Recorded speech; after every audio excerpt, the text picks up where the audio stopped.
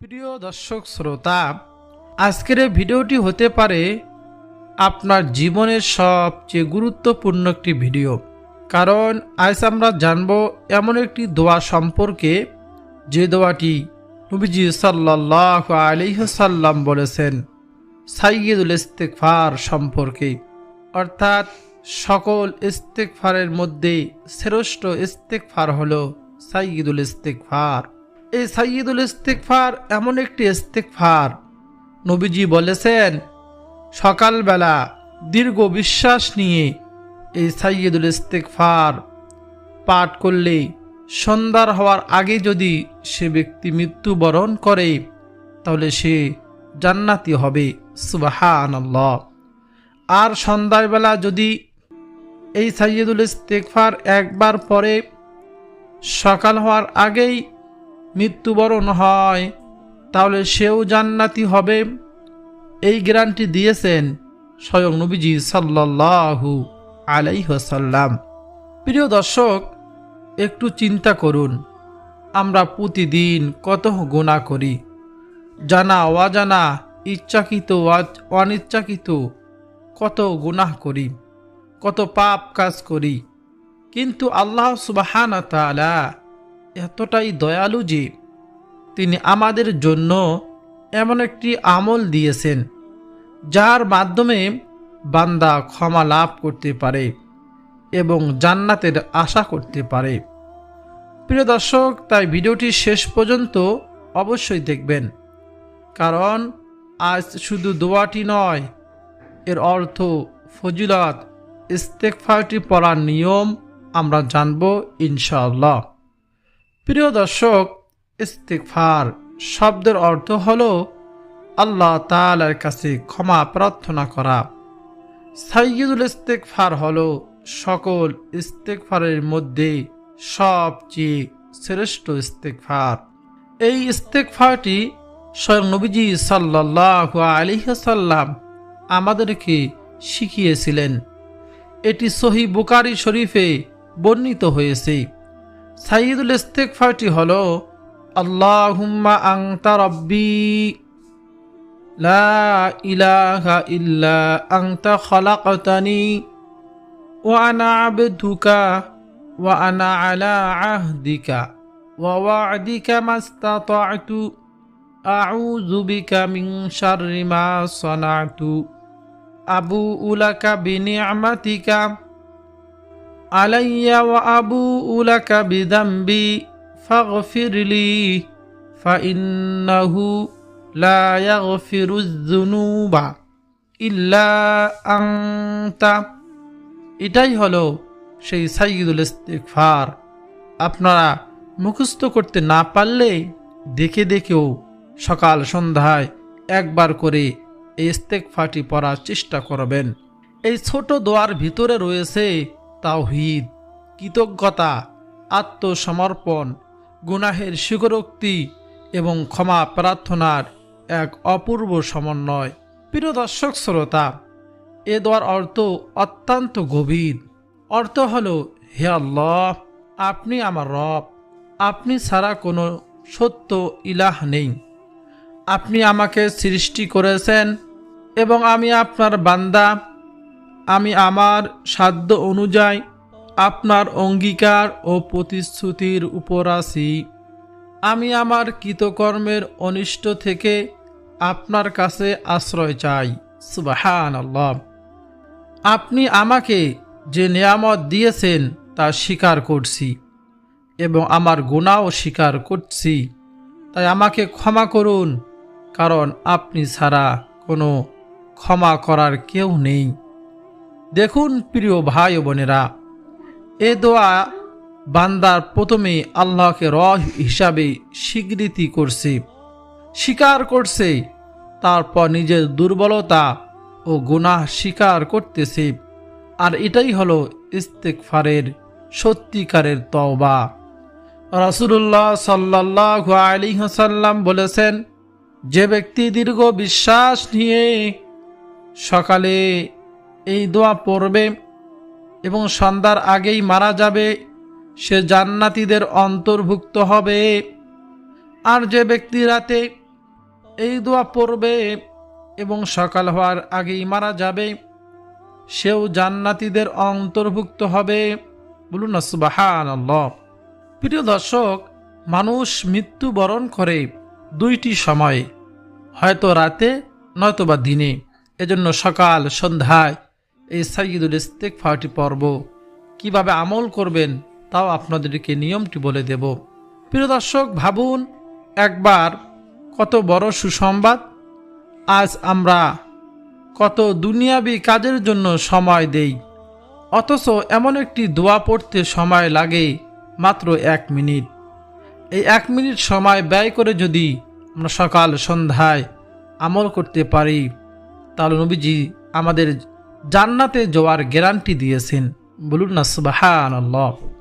কেন এই দোয়া এত গুরুত্বপূর্ণ?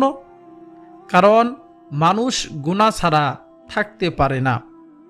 আমরা ভুল করি চোখ দিয়ে, মুখ দিয়ে, কান দিয়ে, মনে মনে। কখনো নামাজে অলসতা করি, কখনো মিথ্যা কথা বলি, কখনো হারাম দেখি, কখনো কাউকে কষ্ট দেই। আর শয়তান চায় মানুষ যেন আল্লাহ সুবহানাহু ওয়া তাআলার রহমত থেকে নিরাশ হয়ে যায়। কিন্তু আল্লাহ সুবহানাহু ওয়া তাআলা চান বান্দা বারবার তার কাছে ফিরে আসুক। সাইয়্যিদুল ইস্তিগফার বান্দাকে সেই ফিরে আসার পথ দেখায়। বলুন না সুবহানাল্লাহ। প্রিয় দর্শক, অনেকেই প্রশ্ন করেন কেন সকাল ও সন্ধ্যায় পড়ার কথা বলা হয়েছে। কারণ সকাল হলো নতুন দিনের শুরু, আর সন্ধ্যা হলো দিনের সমাপ্তি। মানুষ জানে না কখন মৃত্যু এসে যাবে, তাই দিনের শুরু এবং শেষে আল্লাহ সুবহানাহু ওয়া তাআলার কাছে ক্ষমা চাওয়া হলো একজন মুমিনের নিরাপত্তা। আর কত মানুষ সকালে সুস্থ ছিল, সন্ধ্যার আগেই দুনিয়া ছেড়ে চলে গিয়েছে। আবার কেউ রাতে ঘুমিয়েছিল কিন্তু সকালে আর জাগেনি। তাই নবীজি সাল্লাল্লাহু আলাইহি ওয়াসাল্লাম আমাদেরকে শিখিয়েছেন প্রতিদিন সকাল সন্ধ্যায় এই দোয়া পড়ে নিজের আখিরাতের জন্য প্রস্তুত থাকতে। প্রিয় দর্শক, এখন কিভাবে পড়বেন, কিভাবে আমলটি করবেন? ফজরের নামাজের পর একবার মনোযোগ দিয়ে পড়ুন। মাগরিবের নামাজের পর আবার রাতে ঘুমানোর আগে একবার মনোযোগ দিয়ে পড়ুন। শুধু মুখেই পড়লেই হবে না, হৃদয় দিয়ে অনুভব করতে হবে। যখন পড়বেন আমি আল্লাহর বান্দা, তখনই সত্যি নিজেকে আল্লাহর দাস মনে করবেন। যখন বলবেন আমি গুনাহ স্বীকার করছি, তখন নিজের ভুলগুলোর কথা মনে করবেন। তাহলেই এই দোয়ার আসল প্রভাব হৃদয়ে অনুভব করবেন। যখন পড়বেন ভাববেন আমি কত গুনাহ করেছি, সকল গুনাহ থেকে আল্লাহ সুবহানাহু ওয়া তাআলার কাছে ক্ষমা চাইতেছি। প্রিয় দর্শক, ইস্তেগফার পাঠ করার উপকারিতা, ইস্তেগফার শুধু গুনাহ মাফ করার জন্য নয়, বরং জীবনে বরকত নিয়ে আসে ইস্তেগফার। আল্লাহ সুবহানাহু ওয়া তাআলা পবিত্র কুরআনুল কারীমের মধ্যে বলেছেন, তোমরা তোমাদের রবের কাছে ক্ষমা চাও, তিনি আকাশ থেকে প্রচুর বৃষ্টি বর্ষণ করবেন, সম্পদ ও সন্তান বৃদ্ধি করবেন। বলুন না সুবহানাল্লাহ। অর্থাৎ ইস্তেগফার রিজিক বাড়ায়, মন শান্ত করে, বিপদ আপদ বালা মুসিবত দূর করে, গুনাহ মাফ করায়, দোয়া কবুলের রাস্তা খুলে দেয়। বলুন না সুবহানাল্লাহ।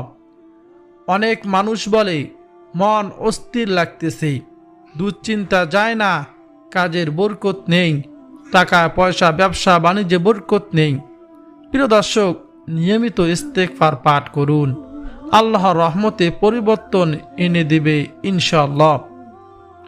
প্রিয় দর্শক, স্বয়ং নবীজি সাল্লাল্লাহু আলাইহি ওয়াসাল্লাম হাদিসে এসেছে প্রত্যেক দিন নবীজি 70 বার অধিক তওবা ইস্তেগফার পাঠ করতেন। যে নবী নিষ্পাপ বেগুনাহ মাসুম, সে নবী যদি প্রত্যেক দিন 70 বার অধিক তওবা ইস্তেগফার পাঠ করতে পারে, আমাদের তো গুনাহের শেষ নেই। প্রতিটি সেকেন্ডে প্রতিটি মুহূর্তে আমরা গুনাহের কাজ করেই চলতেছি। এজন্য আমরা ইস্তেগফার বেশি বেশি পাঠ করব। প্রিয় দর্শক শ্রোতা, এখন আমি আপনাদের এমন একটি শিক্ষণীয় ঘটনা বলবো যা আমাদের বুঝিয়ে দেয় ইস্তেগফারের শক্তি কত বড়, ইস্তেগফার পাঠ করলে আমাদের কি কি লাভ হবে, আর কেন আল্লাহ তাআলা নেক বান্দার সব সমস্যা সমাধান হিসাবে ইস্তেগফারের কথা বলেছেন।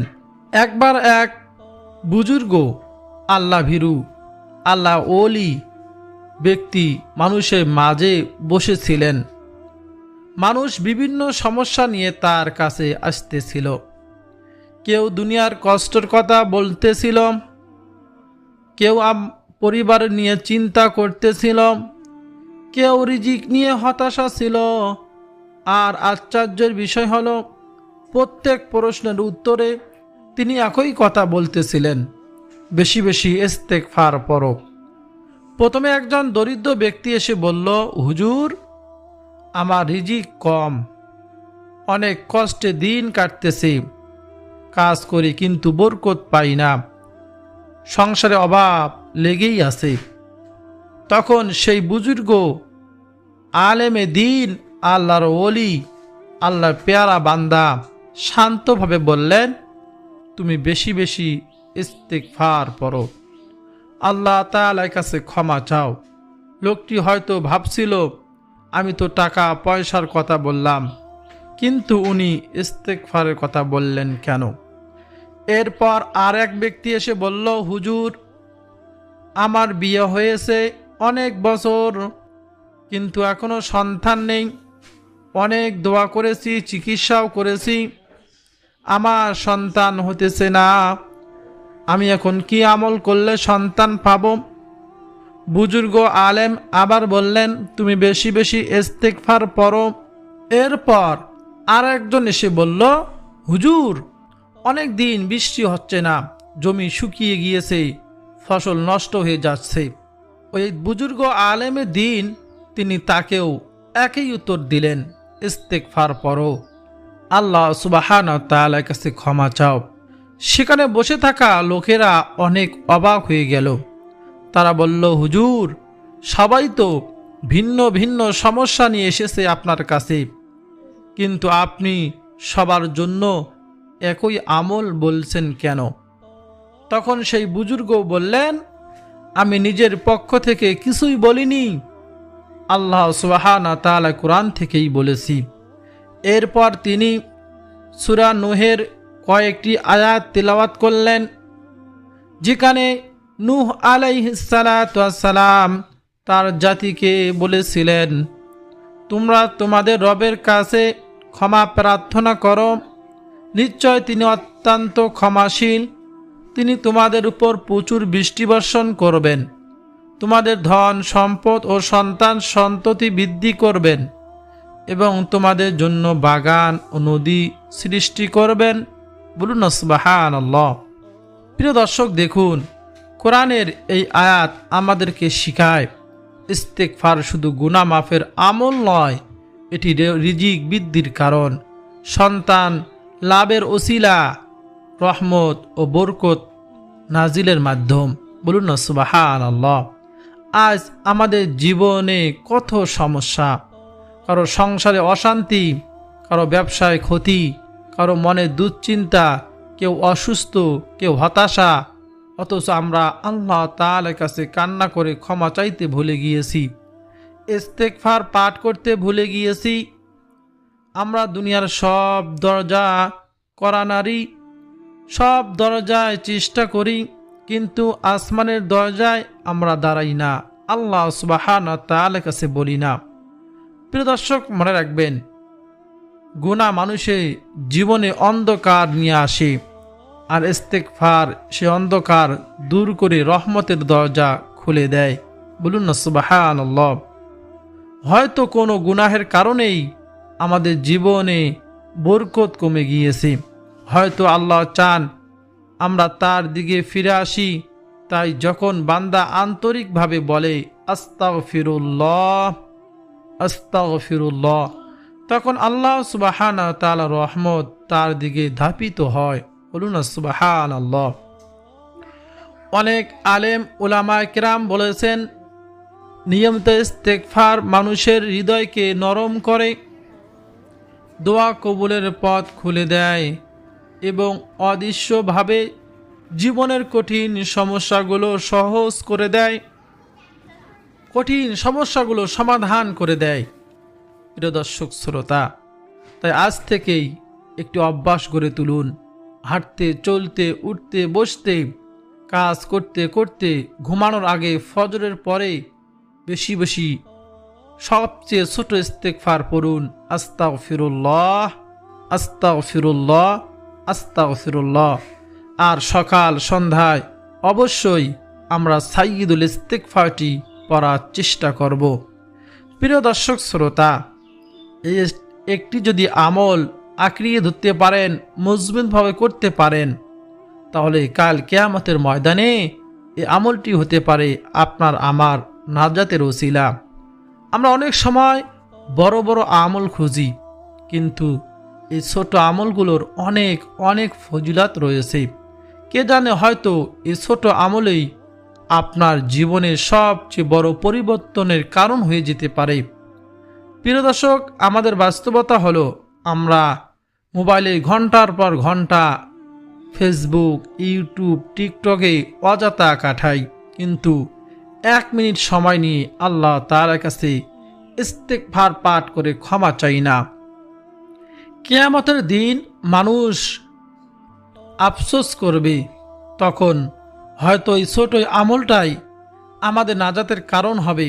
তখন দেখবে আর আফসোস করবে, হায় আজ কাজে আমরা সেই দুনিয়াতে যদি এই ছোট্ট আমলগুলো করতে পারতাম, কতই না আমাদের জন্য আজকে ভালো হতো। তাই আজ থেকে নিয়ত করুন, প্রতিদিন সকাল ও সন্ধ্যায় সাইয়্যিদুল ইস্তেগফার পাঠ করবেন।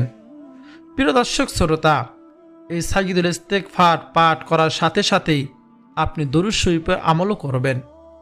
নবীজি সাল্লাল্লাহু আলাইহি ওয়াসাল্লাম বলেছেন, কোনো ব্যক্তি যদি একবার দরুদ শরীফ পাঠ করে, আল্লাহ সুবহানাহু ওয়া তাআলা তাকে সাথে সাথে 3টি পুরস্কার দান করেন। 1 নম্বর পুরস্কার, তার 10টি গুনাহ আল্লাহ তাআলা মাফ করে দেন।